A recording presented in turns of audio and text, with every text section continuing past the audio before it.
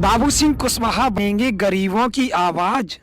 उत्तर प्रदेश की किस्मत चमकाएंगे बाबू सिंह कुशवाहा। कुशवाहा उठा रहे आबादी के हिसाब से हिस्सेदारी की आवाज। क्या 2022 में समान शिक्षा लागू करा पाएंगे कुशवाहा? टाइम न्यूज ने की बाबू सिंह कुशवाहा से खास बातचीत। देखिए बाबू सिंह कुशवाहा का सुपर एक्सक्लूसिव इंटरव्यू। सर, आपका टाइम न्यूज में स्वागत है। सर, भागीदारी संकल्प मोर्चा की क्या आवश्यकता आन पड़ी कि आपको यह मोर्चा का गठन करना पड़ा? नमस्कार सभी लोगों को। भागीदारी संकल्प मोर्चा बनाने का उद्देश्य तो हमारा एक है कि जो इस देश के गरीब और कमज़ोर लोग हैं, पिछड़े लोग हैं, दलित लोग हैं, धार्मिक तौर पर अल्पसंख्यक समाज के लोग हैं, जिनको आज़ादी के 73 साल के बाद भी उन्हें हक और अधिकार नहीं मिला और न मिलने की उम्मीद है। और ख़ास करके जब से देश में और प्रदेश में भारतीय जनता पार्टी की सरकार आई तब से तो उनका और बहुत बुरा हाल हो गया है। और हम लोगों ने देखा कि जिन लोगों को हम लोगों ने पिछड़ों के नाम पर सत्ता में भेजा या बहुजन के नाम पर सत्ता में भेजा, उन लोगों ने भी गरीब और कमज़ोर के लिए, किसानों के लिए, महिलाओं के लिए कुछ नहीं किया। तो इसलिए हम लोगों ने, जितने हमारे जो वीकर सेक्शन के लोग हैं, पिछड़े हैं, दलित हैं, धार्मिक अल्पसंख्यक समाज के लोग हैं, हम लोगों ने मिल करके उनका हक और हकूक़ दिलाने के लिए भागीदारी संकल्प मोर्चा का गठन किया। सर, जो महागठबंधन यह बना है भागीदारी संकल्प मोर्चा, इसमें जन अधिकार पार्टी की क्या भूमिका रहेगी? देखिए, महागठबंधन तो उत्तर प्रदेश में तो कोई है नहीं। लोगों ने लोकसभा के चुनाव में गठबंधन बना था तो उनका टूट गया, सब कोई पहले से भी जानता था, टूट गया। अगर इस समय कोई कह सकते हैं गठबंधन, हम उसे महागठबंधन न कहें तो अभी गठबंधन ही कहें, थोड़े दिन में आप उसे ही, हमारे ही गठबंधन को महागठबंधन कहने लगेंगे। तो हमारा गठबंधन सबसे मजबूत गठबंधन है।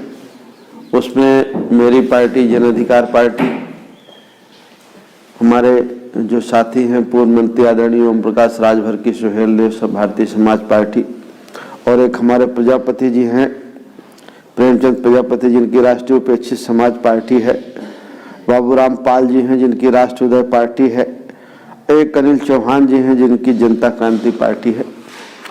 तो ये हम लोग 4-5 पार्टियों ने मिलकर के एक गठबंधन, आज आप गठबंधन कह सकते हैं, लेकिन आने वाले समय में यही एक महागठबंधन होगा, पूरी मजबूती के साथ उत्तर प्रदेश में चुनाव लड़ेगा 2022 में। भागीदारी संकल्प मोर्चा में क्या आगे और भी पार्टियां शामिल हो सकती हैं? भागीदारी संकल्प मोर्चा में हम लोगों को, कुछ लोगों को साथ बात चल रही है जो लेना है। हमारी अभी एक हमारे निषाद समाज के नेता हैं, उनसे भी बात चल रही है। हैं कुछ जिम्मेदार लोग जिनका उनकी समाज में पकड़ है, अस्तित्व है, तो 1-2 लोगों से और बात चल रही है हमारी, जिनको हम अपने संगठन में शामिल करेंगे जिससे मजबूती आए। भागीदारी संकल्प मोर्चा 2022 का चुनाव किस प्रकार से लड़ेगा? भागीदारी संकल्प मोर्चा पूरी जिम्मेदारी के साथ और मजबूती के साथ सरकार बनाने के लिए 2022 में इलेक्शन लड़ेगा, सभी 403 सीटों पर लड़ेगा। सर, जैसे आपको ज्ञात होगा कि झारखंड में भारतीय जनता पार्टी को जनता ने नकारा है, उत्तर प्रदेश में भागीदारी संकल्प मोर्चा बीजेपी को किस प्रकार से टक्कर देगा?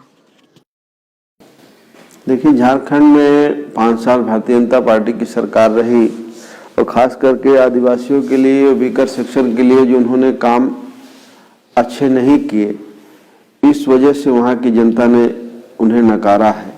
और यही मैसेज, यही संदेशा पूरे उत्तर प्रदेश में है, खास करके पिछड़ों के रिजर्वेशन के लेके हो या शेड्यूल कास्ट के रिजर्वेशन के लिए हो, और चाहे धार्मिक अल्पसंख्यक समाज के लोग हों, जिस तरह से सबका उत्पीड़न हो रहा है और किसी को उनका हक और अधिकार नहीं मिल रहा है उत्तर प्रदेश में, तो झारखंड के तर्ज में उत्तर प्रदेश में भी लोग भारतीय जनता पार्टी को नकारेंगे।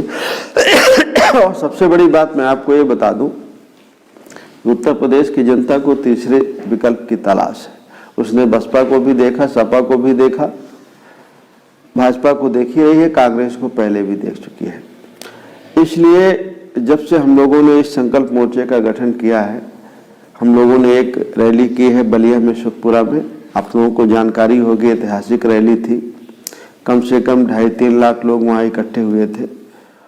और जो हम लोगों ने संकल्प मोर्चा बनाया, उसमें खाली जिन समाज के हम लोग हैं उसी समाज के लोग नहीं थे, जितने भी कमजोर तबके के लोग थे सब वहाँ इकट्ठे थे। और सबको ये विश्वास है कि ये बाबू सिंह कुशवाहा, ओम प्रकाश राजभर, प्रजापति जी, चौहान साहब, गोपाल साहब, जो लोगों ने मोर्चा बनाया है, इनके साथ मिल करके चलना है और 22 में इनकी सरकार बनानी है। खास करके जो मोर्चे के जो मुद्दे हैं, जो आप भी जानना चाहोगे, एक तो जो सबसे पहला मेन मुद्दा है हमारा कि सबको आबादी के हिसाब से रिजर्वेशन मिले। जिसकी जितनी आबादी है उस आबादी के हिसाब से सबको उसका हिस्सा दिया जाए देश की, चाहे वो सरकारी नौकरियां हो, चाहे प्राइवेट सेक्टर की हो या दूसरे भाग हो। दूसरा, एक समान शिक्षा पद्धति लागू हो, शिक्षा का राष्ट्रीयकरण हो, चाहे वो प्राथमिक विद्यालय हो चाहे पब्लिक स्कूल हो, लेकिन पाठ्यक्रम में एक पढ़ाया जाए। तो ये है, किसान को सिंचाई की सुविधा मिले, उचित रेट में। अगर आप फ्री नहीं दे सकते हैं, पहले तो फ्री दीजिए बिजली, अगर नहीं दे सकते हैं तो एक थोड़ा पैसा, कम से कम पैसे में उसको बिजली दीजिए, पानी की व्यवस्था करिए, खाद बीज की व्यवस्था करिए, उस कम पैसों में उसकी फसल का उचित रेट उसे मिले। ये बहुत सारे हमारे मुद्दे हैं जिनको लेकर के 2022 में हम जाएंगे और हमें पूरा भरोसा है कि जनता हमारा समर्थन करेगी और हमें 22 में जिताएगी। जन अधिकार पार्टी का आगे का क्या प्लान रहेगा? जन अधिकार पार्टी का आगे का प्लान तो यही है कि हम सब लोग मिल करके, जितने हमारे कमजोर और छोटे दल हैं, कुछ हमारे 4-5 अभी हमारे साथ हैं, 1-2 और आने वाले हैं, इनके साथ मिल करके इस प्रदेश की जनता की खुशहाली के लिए, जो उन्हें 70 सालों से नहीं मिला, 73 सालों से नहीं मिला, तो उनको सत्ता में पहुंच करके उनका हक और अधिकार दिलाने का काम करेंगे। बच्चों के लिए रोजगार के अवसर पैदा किए जाएंगे, पढ़ाई का बेहतर मौका उन्हें दिया जाएगा। जो पढ़ाई बहुत महंगी हो गई है, विद्यालय बंद किए जा रहे हैं, शिक्षा का बजट कम हो गया है, इन सारी चीज़ों पर जन अधिकार पार्टी का फोकस रहेगा। सर, जैसे भागीदारी संकल्प मोर्चा की पहली रैली बलिया में हुई, क्या आने वाले समय में भागीदारी संकल्प मोर्चा की और भी रैलियां होंगी? हाँ, अभी रैलियां करेंगे हम। अभी हमारी रैली फरवरी में प्रस्तावित है कुशीनगर में, गोरखपुर कमिश्नरी में। कुशीनगर में हम लोग फरवरी में, अभी डेट तो नहीं मैं कन्फर्म कर पाऊंगा, लेकिन परीक्षाओं के पहले, बच्चों की परीक्षा शुरू होने के पहले एक रैली करेंगे हम लोग, लोगों को जागरूक करने का, लोगों को उनकी परेशानी का, दुख तकलीफ को बताने का और उन्हें जागरूक करने का। उत्तर प्रदेश के नेता ओम प्रकाश राजभर भी इस मोर्चे में शामिल हैं। ओम प्रकाश राजभर से मोर्चे में क्या फर्क पड़ा? बहुत फर्क पड़ा। ओम प्रकाश राजभर जी अच्छे नेता हैं, समझदार नेता हैं, गंभीर नेता हैं और पिछड़ों की बात को पूरी मजबूती के साथ रखते हैं, तो उनके शामिल होने से पूरी मजबूती है।